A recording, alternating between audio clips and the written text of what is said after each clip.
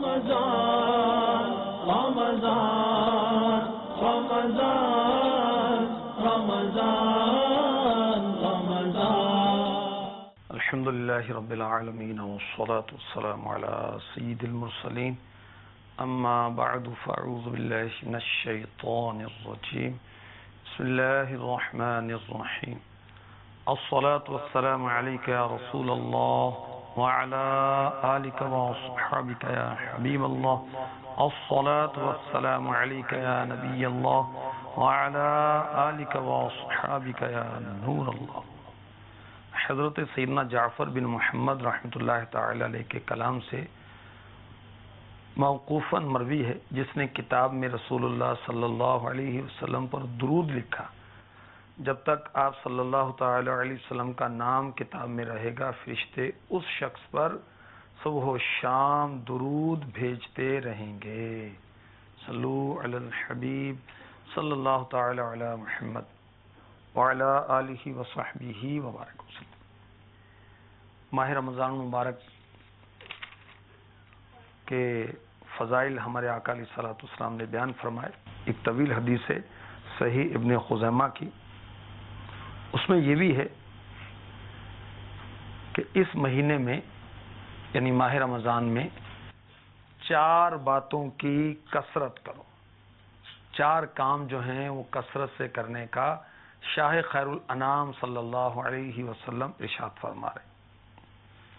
ان میں سے 2 ایسی ہیں، یعنی 2 باتیں ایسی ہیں جن کے ذریعے تم اپنے رب کو راضی کرو گے.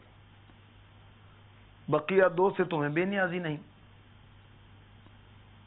یعنی 4 باتوں کی کثرت کرنی ہے، اور ان 4 باتوں میں 2 باتیں ایسی ہیں کہ جن کے ذریعے رب کو راضی کرنا ہے، اور بقیہ 2 باتیں ایسی ہیں کہ اس سے ہم بے نیاز نہیں ہو سکتے، غنی نہیں ہو سکتے. وہ 2 باتیں جن کے ذریعے رب کو راضی کرنا ہے وہ یہ ہیں: نمبر 1 لا الہ الا اللہ کی گواہی دینا. نمبر 2 استغفار کرنا. اور وہ 2 باتیں جن سے غنا نہیں ہیں، بے نیازی نہیں ہیں، ان میں پہلی بات کیا ہے؟ ہمارے آقا صلی اللہ علیہ وآلہ وسلم نے فرمایا اللہ تعالی سے جنت کا سوال کرنا، جنت کی دعا کرنا. نمبر 2 جہنم سے اللہ تعالی کی پناہ طلب کرنا. 4 باتوں کی کثرت کرنے کا ہمیں نبی رحمت شفیع امت صلی اللہ تعالی علیہ وآلہ وسلم فرما رہے ہیں. پہلی بات کیا فرمائی؟ لا الہ الا اللہ کی گواہی دینا. تو کلمہ طیبہ آپ کو مجھے پڑھتے رہنا چاہیے، ایمان کی تجدید کرتے رہنا چاہیے. مدنی پنجسورہ میں امیر اہل سنت نے کلمہ طیبہ کا ورد کرنے کی فضیلت لکھی ہے.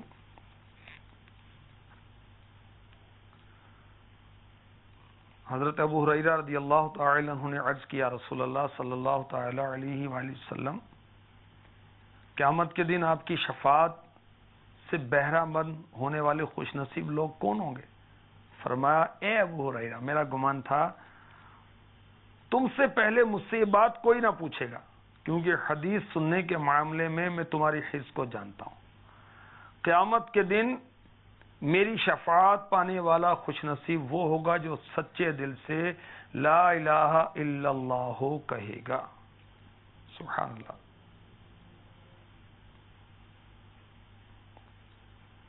ہمارے آقا صلی اللہ علیہ وآلہ وسلم نے فرمایا سب سے افضل ذکر لا الہ الا اللہ ہے، اور سب سے افضل دعا الحمدللہ.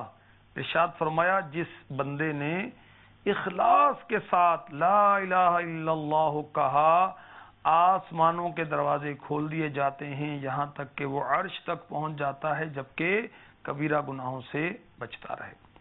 ارشاد فرمایا اپنے ایمان کی تجدید کر لیا کرو. عرض کیا گیا یا رسول اللہ صلی اللہ تعالی علیہ وآلہ وسلم، ہم اپنے ایمان کی تجدید یعنی رینیول، تجدید کرنا، تازہ کرنا کیسے کریں؟ فرمایا لا الہ الا اللہ کی کثرت سے. اب لا الہ الا اللہ کی کثرت کرنے کیا ٹائم بھی تو ملے نا ہمیں، وہ کرکٹ کی کمنٹریوں سے ٹائم ملے تو کوئی کلمہ شریف پڑھے نا. گرمی بہت ہے، بہت گرمی ہے، اس کا فائدہ بھائی اس کے بجائے کلمہ طیبہ پڑھ لو بھائی. یا اور حکومتی معاملات پر جو تبصرے ہو رہے ہیں، کلمہ طیبہ پڑھ لینا سرکار، اس کی برکتیں حاصل ہو جائیں. تو ہمارے آقا علیہ الصلوۃ والسلام نے ماہ رمضان میں 4 باتوں کی کثرت کرنے کا کہا. وہ 2 باتیں، 4 میں سے 2 جن سے رب کو راضی کرنا ہے. پہلا ہے کلمہ طیبہ کی گواہی، لا الہ الا اللہ محمد الرسول اللہ صلی اللہ تعالی علیہ وسلم. 166 مرتبہ کلمہ طیبہ پڑھنا ہے شرجہ قادریہ رضویہ عطاریہ میں، اور آخری میں 3 مرتبہ، یعنی لا الہ الا اللہ، آخری میں 3 مرتبہ محمد الرسول اللہ صلی اللہ تعالی علیہ وسلم.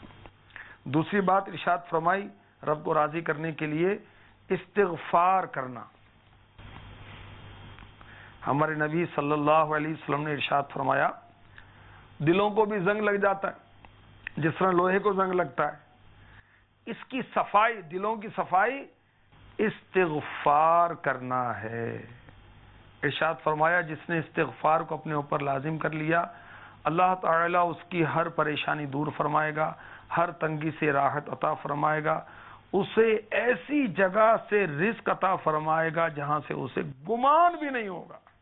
پریشانی ہے، استغفار کریں، استغفر اللہ استغفر اللہ استغفر اللہ. ہمارے نبی صلی اللہ علیہ وسلم معصوم نہیں، معصوموں کے سردار ہیں. ایک روایت میں دن میں 70 بار اور ایک روایت کے خلاصے کے مطابق دن میں آپ 100 بار استغفار کرتے ہیں. اللہ کرے ہم بھی کثرت سے استغفار کریں. استغفر اللہ ربی من کل ذنب واتوب الیہ، یا فقط اتنا ہی استغفر اللہ استغفر اللہ. تو ہر پریشانی دور ہوگی. تنگی ہے، استغفار کریں، دور ہو جائے گی، راحت ملے گی. اور رزق میں کمی محسوس ہوتی ہے تو استغفار کریں، اللہ رزق عطا فرمائے گا. ہمارے آقا صلی اللہ علیہ وآلہ وسلم نے فرمایا خوشخبری ہے اس کے لیے جو اپنے نامہ اعمال میں استغفار کو کثرت سے پائے. بات وہی ہے کہ فضول باتوں سے جان چھوٹے تو ہم کو کثرت سے توبہ استغفار کریں، مگر وہ موسم پر تبصرے، سیاسی حالات پر تبصرے، اور جب استغفر اللہ دیکھنے گناہوں بھرے چینل ہیں تو پھر ڈراموں پر تبصرے، پھر فلموں پر تبصرے، استغفر اللہ ایکٹروں اور ایکٹریس کی باتیں. اللہ کی پناہ. اور وہ بھی ماہ رمضان میں. اچھا، استغفار و کلمہ طیبہ کی کثرت ماہ رمضان میں کرنی ہے، اس کے علاوہ بھی اس کی کثرت کے فضائل ہیں. مدنی چینل کے ناظرین، 4 باتوں کی کثرت کرنے کا ہمیں آقا علیہ الصلوۃ والسلام نے فرمایا. نمبر 1 کلمہ طیبہ کی گواہی، نمبر 2 استغفار کی. یہ 2 باتیں جس کے ذریعے سے رب کو راضی کرو گے. اور 2 باتیں مزید فرمائیں کہ جس سے تم بے نیاز ہو ہی نہیں سکتے. اس میں سے پہلی بات کیا ہے؟ اللہ تعالی سے جنت طلب کرنا. ماہ رمضان میں کثرت سے اللہ تعالی سے جنت طلب کرنا چاہیے. جنت میں لے جانے والے اعمال مکتبۃ المدینہ کی بہت عظیم الشان کتاب ہے. ناول ڈائجسٹ سے جان چھوٹے، اللہ کرے دینی کتابیں پڑھیں. یہ پڑھیں، نیک اعمال کے فضائل پر 2000 سے زیادہ حدیثیں اور مستند ہیں. یہ پڑھیں گے انشاءاللہ نیکی کی طرف طبیعت مائل ہوگی. اس میں پیارے آقا علیہ الصلوۃ والسلام کا ارشاد لکھا ہے جو بندہ 7 مرتبہ جنت کا سوال کرتا ہے، جنت کہتی ہے اللہ تیرے فلاں بندے نے میرا سوال کیا ہے لہذا اسے جنت میں داخل فرما. سبحان اللہ. تو ماہ رمضان میں کثرت سے اللہ تبارک و تعالی سے جنت مانگنی چاہیے. آئیے اب بھی سوال کرتے ہیں ہم. یا اللہ اپنے محبوب کے صدقے میں، اپنے کرم سے، اپنے فضل سے ہمیں جنت میں اپنے محبوب کا پڑوس عطا فرما دے. آمین. ماہ رمضان میں 4 باتوں کی کثرت. 2 کے ذریعے اللہ کی رضا حاصل ہوگی، کلمہ طیبہ کی گواہی اور استغفار کرنا، اور 2 باتیں جن سے بے نیازی نہیں ہو سکتی. نمبر 1 جنت کا طلب کرنا، نمبر 2 جہنم سے اللہ تبارک و تعالی کی پناہ طلب کرنا. تو جہنم سے اللہ کی پناہ مانگنی چاہیے. اس کے بارے میں حدیث پاک سن لیجئے. ہمارے آقا صلی اللہ علیہ وآلہ وسلم نے ارشاد فرمایا جو 3 مرتبہ 3 ٹائمز صرف 3 مرتبہ جو 3 مرتبہ جہنم سے پناہ مانگتا ہے.